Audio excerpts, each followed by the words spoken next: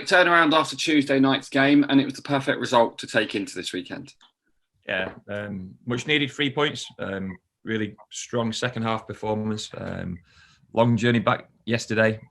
Lads have been off today, and we'll assess them tomorrow because I want some energy going into the team this weekend. And I know some of them are a little bit of a low on the back of 2 physical encounters and 2 draining encounters. But we're looking forward to this weekend's game. It's going to be a hell of a fixture. Anyone who saw Mansfield's performance on Tuesday night against Port Vale knows they've hit a bit of not form again because it's not been long enough, but they're back to where they wanted to be at the start of the season. Well, that was my next question, really. Are having a bit of a tough time. Haven't won since August, but you said it there. It sounds like they did have a fairly good game on Tuesday, and you can never really tell in League Two what's going to happen. Yeah, you look at their group of players and probably the players who've been missing so far from this season. Probably a disjointed start, probably a difficult start. But the moment those good players come back into the team, they're a stronger team, and by all accounts they were excellent on Tuesday night. And you've only got to listen to Darryl Clark's interview, the Port Vale manager, after the game. He spoke highly of Mansfield and where he expects Mansfield to finish in the league, and I don't see that too different. They're not cut adrift. They're still connected to the rest of the league, and I expect them to start picking up points. But we're at home. We've got a strong home record, a really strong unbeaten run as well, and we'll be looking to take the game to them this weekend. Where is it that you see Mansfield's biggest threat coming from at the moment? They've got some outstanding players, absolutely outstanding players. Some players in terms of recruitment who are on a lot of lists at this level. So they've been well backed in terms of investment.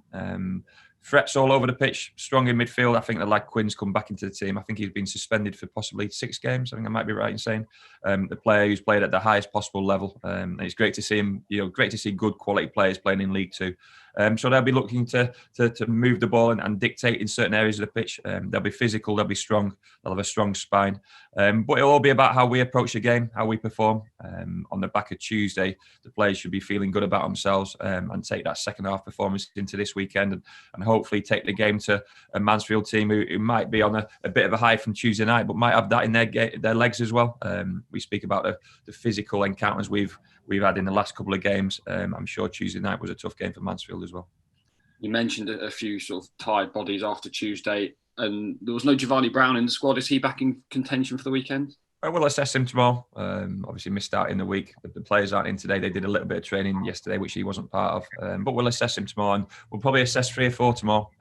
Anyone who watched our home game last weekend saw Josh Key on the floor the last five minutes, even when we made all the subs. So he's got a slight knock to the Achilles, and he got through another 90 minutes and performed fantastically well. Actually, Collins has backed up to 90 minutes on the back of a long period on the sidelines for injury. So we're assessing the group on a daily basis. That's probably the best way to describe it. And I just want to pick the fittest and the brightest team tomorrow. And when we assess them first thing in the morning, we'll get a bit of a feel for where they are. And if I sense any fatigue or anyone who's just not quite at their peak in terms of their body and their mind, then we might just give them a little bit of a break, because we've got to keep on utilising the squad, especially in a 3-game week. And I imagine there's players who didn't feature on Tuesday that are absolutely itching to get on the field. Yeah, look, it's incredible because I had 2 substitutions lined up, 2 attacking players ready to come on just before we scored that equalising goal, and then within 90 seconds we were 2-1 up. So all of a sudden the dynamic of what was needed on Tuesday changed. But they're not in a bad place. They trained really well yesterday, and that's players who spent a lot of time on the coach as well. So a lot of players putting their hands up in terms of training on a daily basis. And I was really pleased with the bench on Tuesday. Anyone who watches that game again will see that even Podrick Amon's contribution for the equalising goal. The ball goes out of play. He was the brightest person on the touchline as a substitute to get the ball back in play and get us moving. And then if anyone wants to watch the celebrations from our subs when Nigel Attangana scores, it shows that we're all connected and the subs are desperate for the team to do well, even when they're not on the pitch, which is a thing which you really want to see as a manager. So I'm looking forward to, like I say, freshening the team up this weekend, some more legs, some more pace and power at different areas on the pitch, and seeing how we perform. I know you were at the women's game on Sunday.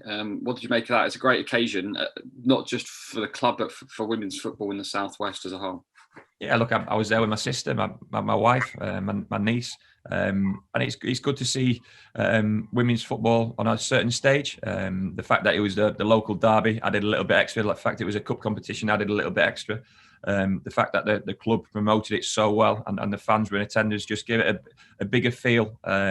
And that's what we want. We want the ladies' football to be represented in a certain way. I thought it was a really good game of football. Some outstanding displays. Both goalkeepers were absolutely incredible, and it might have been a more exciting game in relation to goals if the two goalkeepers hadn't played so well. So really good game to be involved in and to witness and to see them come through on penalties. There's no better way to win a game of football. And like I say, the feeling amongst that group of players and all the people involved at the club who contributed to producing that game on Sunday had a lot to be pleased about, and hopefully long may it continue.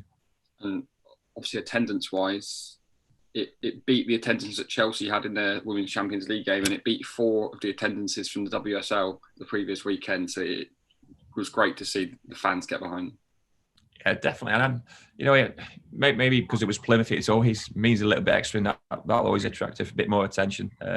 But hopefully, even when the girls next play, I'm not too sure where their next game is or next home game is, but I'm sure some of the fans who watched the game at the park will go and watch them again, because it was good spectacle. It was good to watch, and if you're passionate about Exeter City, you're passionate about everything Exeter City. That's women's, that's the academy, that's the first team. That's all the community work and the charity work as well. So it's very much one name under one banner, all working for the same thing, and that's the success of this football club. And Sunday was a huge success. And finally, then, it's been a big week for some of our academy boys. One of our owners, we like to say, Harry Kite, Alex Hartridge at Czech Diabate signing new contracts, Jack Sparks and Archie recently. It's a big commitment that you've made to these boys. Yeah, and they've made to us. And we have to work hard for it. Trust me. These players are good young players. They're in demand. They're developing. Hopefully they can see their pathway through our first team to whatever's next in their careers. But they can't look too far ahead. And it's always important that where you give a player security, they give this club some security as well. And they don't take the foot off the gas in relation to their own production and their own development. And we'll work tirelessly to get the best out of these players. You mentioned Jack Sparks. Obviously, he's out injured at the moment, so we're really looking forward to his return, and he's desperate to get back on that. That won't be too far away. In relation to Alex is almost the mainstay of our back line at the moment, and one who's really started producing consistent displays, which we're pleased about.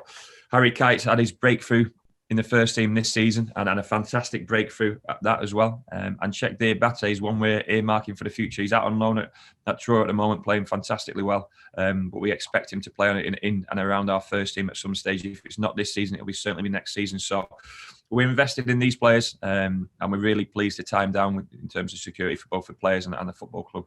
And hopefully this is the next step in their pathway, so to speak, to our first team and to whatever comes off the back of that.